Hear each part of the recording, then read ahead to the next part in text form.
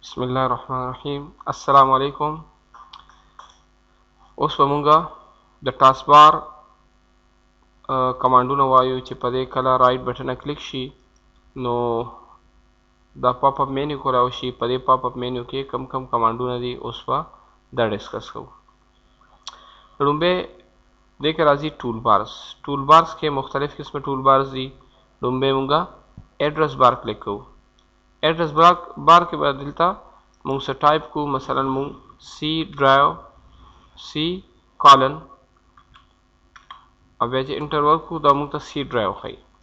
یا دلته مونږ د یو ویب سایټ ایډرس هم لیکلی شو لکه www.bbc.urdu.com. انټر چې ورکو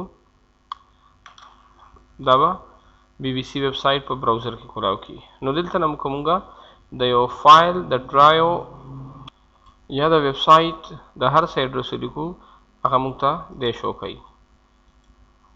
بیا د لینکس په لینکس کې د مختلف ویب سایټو لینکس مونږ ته دلته ښیي. که مونږ ایډ کړي وي هغه به دلته راځي. بل دی ټیبلیټ پی سی انپوټ پینل.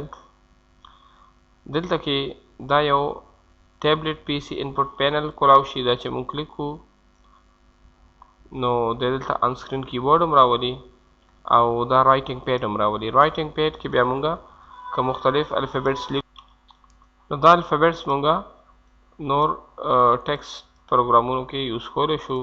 لکه دا مونږ ای بي ولیکلو او که غواړو څه کې ایډ کړو نو دلته نه انزرټ کولی شو. بیا د دې اف کولو لپاره به دلته نه دا کلوز کو. کله کله دی نه اف کېږي نو کمپلیټ دی اف کولو لپاره مونږ ټولز ته لاړ شو او ایگزیټ نه اف کو. بیا دی نیکسټ ډیسکټاپ. ډیسکټاپ که مونږ کلیک کړو نو د ډیسکټاپ څومره هم آیکنز دي دا به ټول راشي دې ځای کې.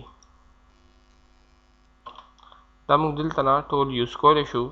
که ډیسکټاپ مونږ آیکنې پټې کړو نو دلته مونږ ته ټولې آیکنې ښکاري.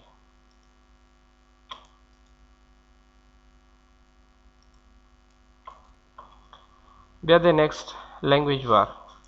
لینګویج بار که مونږ کنټرول پینل نه نور لینګویجز ایډ کړي وي لکه انګلیش نه علاوه اردو، عربي، فارسی وغیره نو د هغې دپاره لینګویج بار دا دلته کې راځي.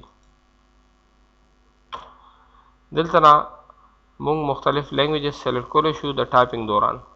د دې ډیټیل به انشاءالله کنټرول پینل کې ذکر کیږي.